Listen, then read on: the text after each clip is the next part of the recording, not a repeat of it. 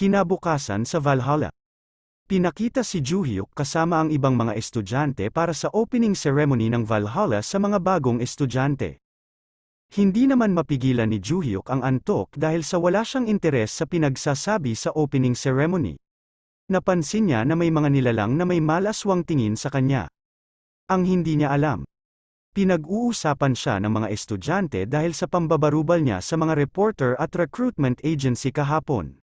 Wala naman siyang paki sa mga timawang nilalang na tumitingin sa kanya dahil inaalala ni Juhyuk ang lumabas dati sa system na isa sa ikatlo at ikalimang palapag maaari niyang mabawi ang kanyang dating sandata pati ang kanyang mga nawawalang memorya.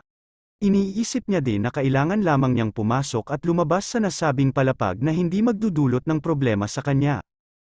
Samantala sa virtual combat room. Habang tinitignan ni Instructor Kim ang mga pangalan na kabilang sa kanyang klase. Nakita niya ang tatlo na kabilang sa maaangas na pamilya na nagdulot sa kanya ng matinding kaba. Lalo pa siyang kinabahan at nagdulot sa kanya ng matinding takot nang mapansin niya ang siraulong si Juhyuk na kabilang din sa kanyang klase. Hindi niya inaasahan na magsasama-sama ang apat na may pambihirang kakayahan. Nasambit din ng instructor kung paano niya ihahandle ang ganitong mga uri ng nilalang dahil ang tatlo sa apat ay kabilang sa maimpluwensyang pamilya at yung isa naman na siraulo na si Juhyuk. Kinalma na lang ni instructor ang kanyang sarili dahil wala na siyang magagawa pa dito kasabay ang pagpindot ng enter sa keyboard sa kanyang harapan. Bigla naman yuminig sa kwarto na kinagulat ng mga estudyante. Lalo pang nagulat ang mga mag-aaral nang bigla silang nalipat ng lugar at pagtingin nila sa paligid.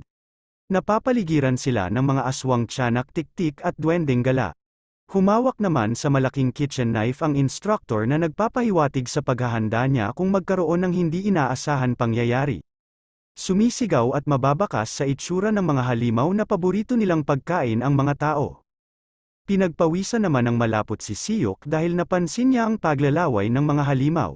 Naiisip niya na gutom na ang mga ito at baka daw may rabies ang mga ito. Hindi din naglaon biglang sumunggab ang isang halimaw na labis naman kinagulat ni Siyok. Makikita din na meron malakas na barikadang magbibigay ng proteksyon sa mga estudyante. Napangiti naman si Instructor Kim dahil maayos na gumagana ang malaking kulambo. Agad naman tinawag ni Instructor Kim si Juhyuk. Nagtatakang napalingon si Juhyuk sa biglaan pagtawag sa kanya ng instructor. Dito kinausap ni instructor ang ating bida kung kaya niya bang labanan ang mga engkanto aswang tiktik at duwendeng gala na siya lang mag-isa. Napatanong naman si Juhyuk kung yan bang mga halimaw na nasa labas ng kulambo ang kakalabanin niya. Dahil sa pagtatanong ni Juhyuk inakala ni Instructor Kim na natatakot na ang ating bida dahil sa dami at halo-halong mga halimaw na nasa labas ng kulambo. Iniisip naman ni Juhyuk kung sapat na ba ang dami ng halimaw para mabigyan siya ng exercise ngayong araw. May biglang pumasok sa kanyang utak na agad naman nagbigay sa kanya ng malademonyong ngiti. Nainis at nayabangan naman si Instructor Kim sa pagngiti ni Juhyuk. Kaya tinanong niya ulit ito kung kaya niya bang paslangin ang mga halimaw sa labas ng kulambo. Sinagot naman ni Juhyuk na kung papaslangin niya ba ang mga halimaw, anong premyo ang makukuha niya pagtapos niyang lagutan ng hininga ang mga halimaw.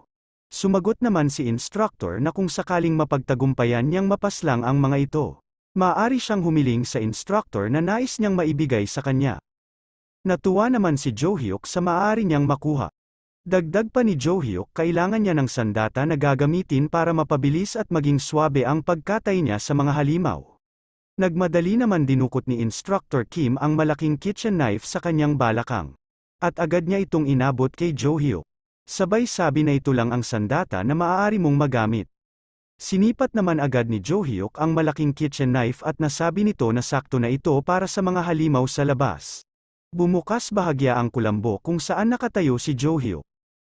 Pinagmamasdan naman ng dalawang dalaginding ang paglabas ni Juhyuk sa malaking kulambo. Sa isip-isip naman ni Instructor Kim na malabong magtagumpay ang binata. Nasambit din ito na ito ay magiging leksyon sa kanya para mabawasan ang sobrang bilib niya sa sarili. Hindi na din pinatagal pa ni Juhyuk ang eksena dahil pagkahugot pa lang nito sa kanyang kitchen knife ay agaran na niyang kinulata at chinap-chop ang mga halimaw sa labas ng kulambo. Patuloy niyang pinagtataga at pinaghahati ang mga katawan ng mga halimaw na parang naghihiwa lang ng meatloaf. Mabilis naman niyang napansin ang pasugod na mga halimaw sa kanyang likuran na balak siyang bambuhin ng bututes sa batok. Kaya mabilisan pinihit patalikod ni Jo-hyuk ang kanyang kitchen knife at excited niyang sinundot sa muka ang isang halimaw na kamuka ng Shokoy. Dahil napalibutan siya ng mga halimaw, mabilisan niyang winasiwas ang kitchen knife.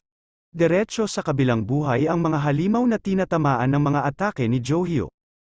Napukaw naman ang atensyon ni Jo-hyuk sa presensya ng kapre sa kanyang likuran na mabilis siyang pinalo ng 2-for-2 na agad niyang naiwasan. Naisip din ni Jo-hyuk na iisa lang ang galaw ng mga halimaw katulad sa mga kilos ng isang NPC. Hindi na niya binigyan pa ng pagkakataon ang halimaw kaya agad niya itong nilagyan ng alkansya sa muka. Nagulantang naman si Instructor Kim sa kanyang nasilayang antas sa pakikipagsarguhan ng bungo ni Jo-hyuk. Tak-ang-taka din ito dahil nagagamit sa mahusay na paraan ang pinahiram niyang sandata. Ayon din kay Instructor Kim, ang sandatang ginagamit ni Jo-hyuk ay nasa mababang kalidad ng espada. Dapat daw ay hindi nito basta-basta nahihiwa ang balat kalabaw ng mga halimaw. Walang kaalam-alam si Instructor Kim na kahit anong sandata na pwedeng magamit sa isang laban ay kayang gamitin ni Jo-hyuk. Ultimo panungkit ng sinampay ay maaari magamit ni Jo-hyuk na sandata dahil yun ang naging training niya sa nakaraan. Hindi naman makapaniwala si Siyok sa kanyang nakikita. Habang si Aaron ay natulala at hindi makapagsalita sa sobrang pagkamangha kay Jo-hyuk.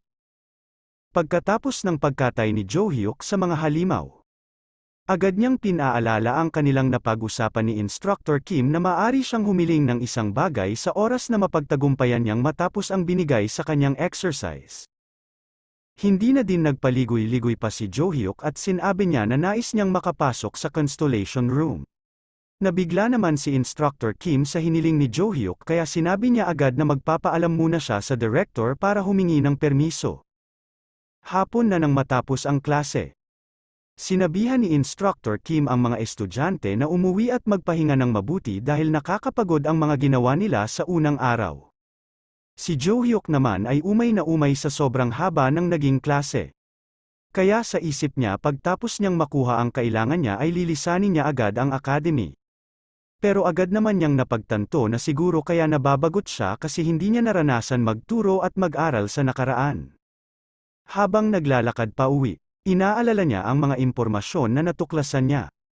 Kahit sobrang haba ng oras sa academy, naging interesado siya sa kwento tungkol sa mga constellation dahil walang ganon sa nakaraang buhay niya. Ayon sa kwento, nagsisimula sa pagiging constellation at sa huli ay nagiging Diyos ang mga ito. Nalaman niya na ang constellation ay ang nagbibigay sa mga hunters ng banal na sandata na may kakaibang kapangyarihan. Nalaman pa niya na isa ang Valhalla sa 3 academy sa mundo na may maraming hawak na banal na sandata. Dito ay nagmamadali ng umuwi sa dormitoryo si Jo-hyuk dahil nais nitong mag-ensayo ng matindi sa martial arts para palakasin at patibayin ang kanyang mahinang katawan. Agad naman niyang napansin na may sumusunod sa kanya kaya agad niya din itong nilingon para tignan. Paglingon ni Jo-hyuk ay laking gulat niya na si Aaron ang nilalang na sumusunod sa kanya. Paki-like ng ating video kung nagustuhan nyo ang aking recap. Pwede din kayong mag-iwan ng comment kung may nais pa kayong mabigyan ng seryosong recap. Pindutin nyo na din ang subscribe button pati na din ang kalembang para mauuna kayo sa mga ilalabas kong mga recap.